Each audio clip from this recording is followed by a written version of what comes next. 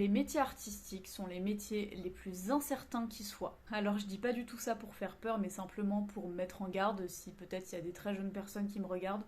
J'ai envie aujourd'hui d'enregistrer une vidéo lucide, pas une vidéo qui fait peur, mais une vidéo lucide. En effet, pour ma part, je suis à la fin d'un double cursus d'études, je suis au conservatoire en classe de chant lyrique, parce que quand j'étais adolescente, j'ai réalisé que j'avais très envie de devenir chanteuse lyrique, mais j'ai voulu toujours assurer mes arrières avec un autre métier, et c'est ce que je prépare en parallèle. C'est un métier qui n'a rien à voir avec mes études de chant et dont je ne parle pas sur internet. Non pas que j'ai honte, mais c'est juste que ce que je prépare à côté, c'est très difficile aussi dans un tout autre genre, ça n'a rien à voir avec la musique, ce que je fais.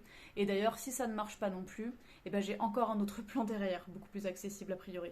Bref, à travers cette vidéo, ce que j'aimerais vous dire, c'est que si vous souhaitez embrasser une carrière artistique, mais c'est génial, vraiment, l'art, à mes yeux, il n'y a rien de plus magnifique, de plus important au monde. Pour autant, il faut malheureusement être lucide et savoir que c'est compliqué de se trouver une place là-dedans.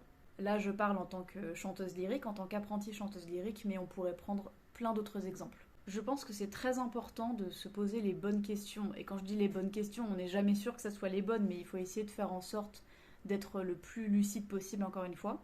Pour me reprendre en exemple, quand j'ai décidé que j'allais essayer de devenir chanteuse lyrique professionnelle, je me suis posé une question, je me suis dit, est-ce que comme plan B, ça te plairait d'être prof de chant? La réponse est non, ça convient à plein d'autres gens, à moi ça ne me conviendrait pas. C'est un exemple de plan B, entre guillemets, en lien avec le projet initial de la personne.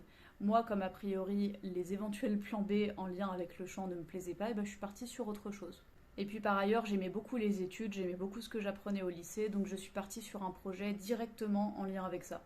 Mais évidemment, le projet n'a pas mûri en un jour, il a fallu des années. J'avais toutefois un critère, une target assez précise, c'était que mon plan B, je voulais qu'il me rapporte assez assurément de l'argent, une stabilité financière. Évidemment, ça n'a pas été le seul critère dans mon choix, mais ça a joué parce que concrètement, en l'occurrence, pour devenir chanteur lyrique, il n'y a pas de parcours type. Alors en général, on passe par conservatoire, etc.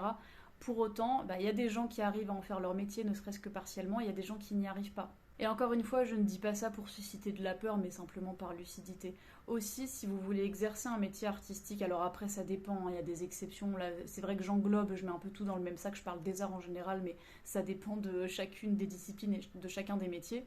Faites attention à vous, sans perdre de vue votre rêve, parce qu'on n'a qu'une vie, on ne le répétera jamais assez, mais il faut essayer de trouver cette espèce de juste milieu, cette espèce de cocktail subtil entre émotion, intuition d'un côté, et rationalité d'autre part. Très difficile à trouver, mais je pense qu'il faut essayer au maximum de tendre à ce juste milieu pour se sentir le mieux possible à long terme. Pour ma part, ça va beaucoup mieux aujourd'hui, mais ça m'a valu des angoisses énormes.